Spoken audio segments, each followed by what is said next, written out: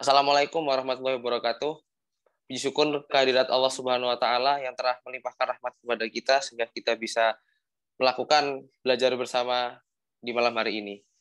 Di sini saya sebagai moderator akan membawakan acaranya, yaitu dengan judul Aspek Hukum dalam Bisnis, Peraturan dan Perundangan.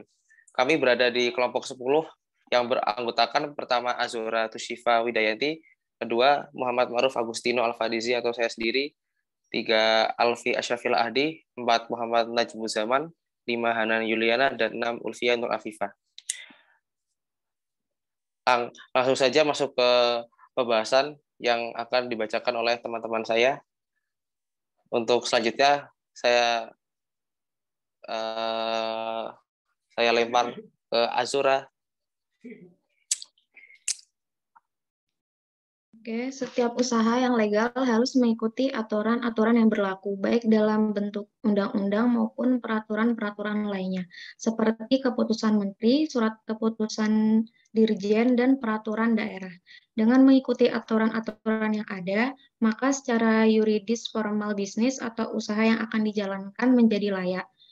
Terdapat beberapa undang-undang yang berkaitan erat dengan sektor usaha atau bisnis, yaitu Undang-Undang tentang Perseroan Terbatas dan tentang Perlindungan Konsumen. Dengan demikian, diharapkan para pebisnis mengerti bahwa berbisnis tidak bisa lepas dari aturan-aturan, serta menindaklanjutkan isi aturan-aturan tersebut disesuaikan dengan rencana bisnis yang akan dijalankan. Undang-Undang Nomor 1 Tahun 1995 tentang Dasar Hukum Perseroan Terbatas.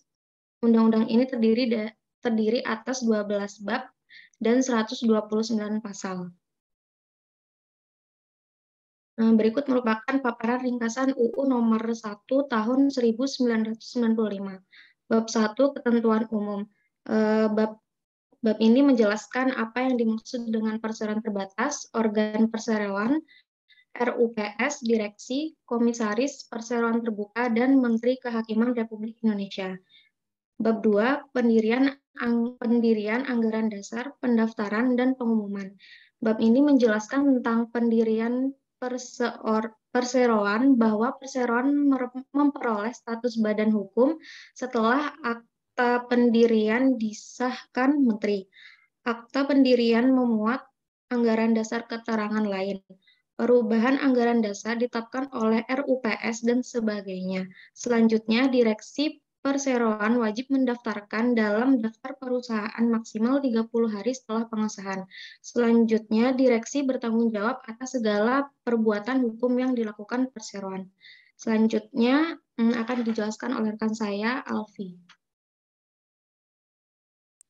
Oke, pada bab 3 ada modal dan saham, menjelaskan tentang modal. Modal dasar perseroan terdiri atas seluruh nominal saham atas nama perseroan, minimal sebesar 200 juta rupiah, tetapi dapat saja ditentukan lain tergantung dari PP-nya. Selanjutnya diatur pula tentang perlindungan terhadap modal dan kekayaan perseroan, penambahan modal dan pengurangan modal. Bab ini juga menjelaskan saham, mulai dari nominal, mata uang yang digunakan, daftar pemegang saham, klasifikasi saham, dan pemindahan hak atas saham, kemudian penggadaian saham.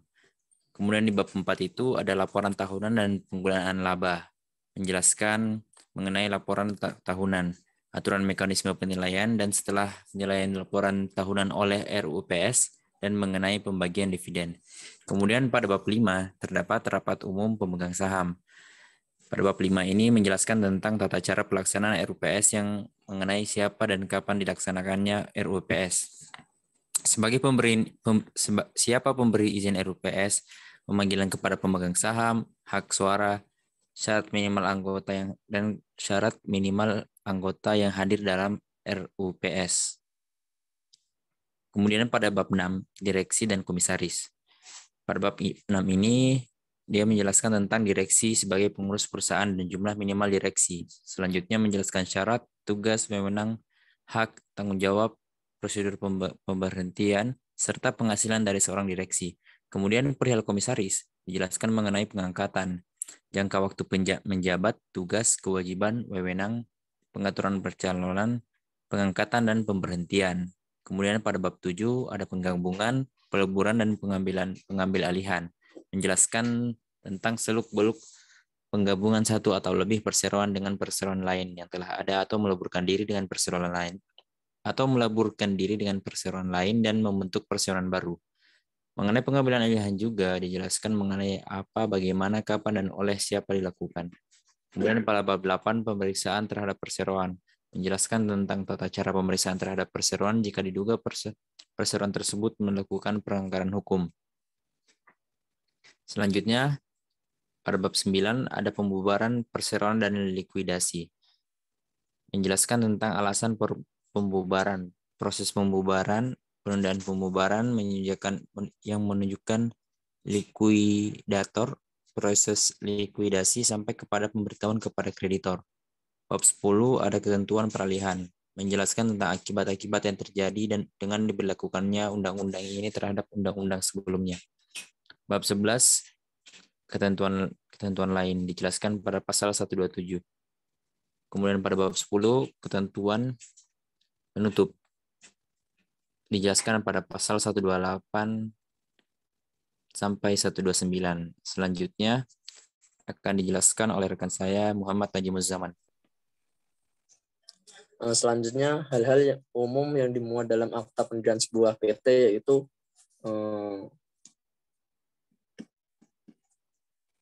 satu, nama perusahaan. Pada bagian ini dijelaskan secara rinci mengenai tata cara memberi nama suatu PT. Misal, nama perusahaan tidak boleh sama dengan nama PT yang sudah ada, baik yang sudah dipakai maupun masih dalam proses. Kedua, tempat kedudukan PT. Di dalamnya yaitu harus dijelaskan sekurang-kurangnya daerah tingkat 2 tempat PT itu berdomisili. Ketiga, maksud dan tujuan. Tujuan di sini tidak bertentangan dengan ketentuan yang ada, ketertiban umum dan kesusilaan.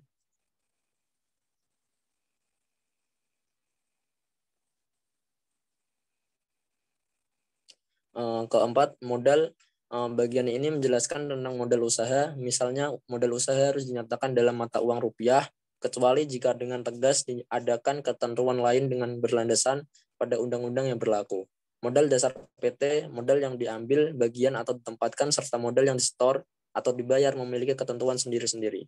Kelima, surat saham. Bagian ini menjelaskan perihal saham perusahaan. Misalnya, bentuk saham yang berlaku sekarang hanya dikenal saham atas nama dan dikeluarkan atas nama pemiliknya dan atas surat saham kolektif untuk 2 atau lebih saham.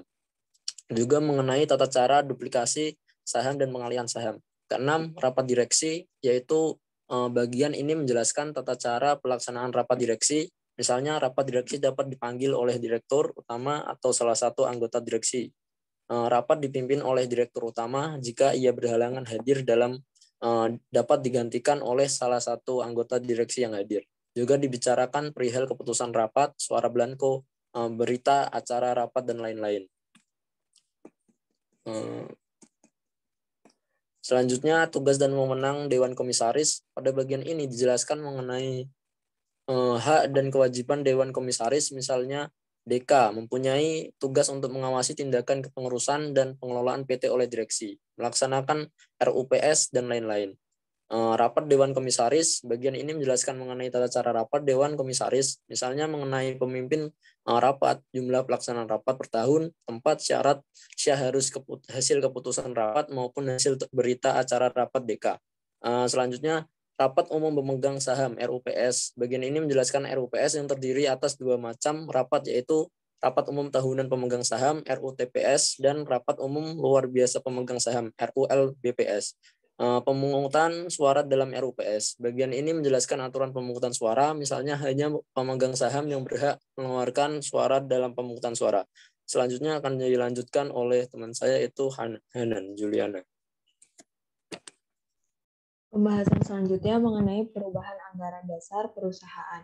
Bagian ini menjelaskan tentang perubahan anggaran dasar, termasuk misalnya mengubah nama, tempat, kedudukan, dan mengubah modal dasar perusahaan. Pengurangan modal dasar wajib diumumkan dalam berita acara Republik Indonesia. Dan selanjutnya, langkah dalam likuidasi. Bagian ini menjelaskan mekanisme dalam likuidasi perusahaan. Misalnya, likuidasi dilakukan oleh direksi di bawah pengawasan Dewan Komisaris. cara mengumumkan hasil keputusan likuidasi, dan cara pencatatan likuidasi di Departemen Kehakiman. Selanjutnya akan dijelaskan oleh Ulfia Nurafifah. Undang-Undang Nomor 8 Tahun 1999 tentang Perlindungan Konsumen. Nah, dalam undang-undang tersebut ada hak konsumen terdapat pada pasal 4 Undang-Undang Nomor 8 Tahun 1999 tentang Perlindungan Konsumen. Bagian bab 3 yang berisi, yang pertama itu ada hak atas kenyamanan, keamanan, dan keselamatan. Yang kedua, hak untuk memilih serta mendapatkan barang atau jasa yang sesuai nilai tukar dan kondisi serta jaminan yang telah dijanjikan. Yang ketiga yaitu ada hak atas informasi yang benar, jelas, dan jujur mengenai kondisi dan jaminan barang atau jasa. Yang keempat ada hak untuk didengar pendapat dan keluhannya atas barang atau jasa yang digunakan. Yang kelima ada hak untuk mendapatkan advokasi, perlindungan, dan upaya penyelesaian sengketa perlindungan konsumen secara patut. Yang keenam itu ada hak untuk mendapatkan pembinaan dan pendidikan konsumen. Yang ketujuh, hak untuk diperlakukan untuk dilayani secara benar dan jujur serta tidak diskriminatif. Yang ke-8, hak untuk mendapatkan kompensasi, ganti rugi, dan pengganti apabila barang dan jasa yang diterima tidak sesuai dengan perjanjian atau tidak sebagaimana mestinya. Yang ke-9 yaitu ada hak yang diatur dalam ketentuan peraturan perundang-undangan lainnya. Selanjutnya yaitu mengenai pasal 5 kewajiban konsumen. Yang pertama itu ada membaca atau mengikuti petunjuk informasi dan prosedur pemakaian atau pemanfaatan barang dan jasa demi keamanan dan keselamatan. Yang kedua yaitu ada beritikat baik dalam melakukan transaksi pembelian barang dan jasa. Yang ketiga ada membayar sesuai dengan nilai tukar yang disepakati. Yang keempat, mengikuti upaya penyelesaian hukum sengketa perlindungan konsumen secara patut. Bagian kedua mengenai hak dan kewajiban pelaku usaha. Pasal 6. Hak usaha adalah yang pertama, hak untuk menerima pembayaran yang sesuai dengan kesepakatan mengenai kondisi dan nilai tukar barang atau jasa yang diperdagangkan. Yang kedua yaitu ada hak untuk mendapatkan perlindungan hukum dari tindakan konsumen yang beritikat tidak baik. Yang ketiga, hak untuk melakukan pembelaan diri sepatutnya di dalam penyelesaian hukum sengketa konsumen. Yang keempat ada hak untuk rehabilitasi nama baik apabila terbukti secara hukum bahwa kerugian konsumen tidak diakibatkan oleh barang dan jasa yang diperdagangkan. Yang kelima ada hak-hak yang diatur dalam ketentuan peraturan perundang-undangan lainnya. Selanjutnya yaitu pasal 7 mengenai kewajiban pelaku usaha adalah yang pertama beritikat baik dalam melakukan kegiatan usahanya. Yang kedua, memberikan informasi yang benar, jelas, dan jujur mengenai kondisi dan jaminan barang dan jasa, serta memberikan penjelasan penggunaan, perbaikan, dan pemeliharaan. Yang ketiga yaitu ada memperlakukan atau melayani konsumen secara benar dan jujur serta tidak diskriminatif. Yang keempat yaitu menjamin mutu barang dan jasa yang diproduksi atau diperdagangkan berdasarkan ketentuan standar mutu barang dan jasa yang berlaku. Yang kelima yaitu mengenai memberi kesempatan kepada konsumen untuk menguji atau mencoba barang dan jasa tertentu serta memberi jaminan atau garansi atas barang yang dibuat dan yang diperdagangkan. Yang keenam yaitu ada memberi kompensasi, ganti rugi, dan pengganti atas kerugian akibat penggunaan, pemakaian, dan pemanfaatan barang dan jasa yang diperdagangkan. Yang ketujuh, yaitu memberikan kompensasi, ganti rugi, atau pengganti apabila barang atau jasa yang diterima atau dimanfaatkan tidak sesuai dengan perjanjian. Selanjutnya akan saya kembalikan lagi ke moderator. Oke, sekian dari presentasi dari kelompok kami. Kurang lebihnya mohon maaf. Terima kasih. Assalamualaikum warahmatullahi wabarakatuh.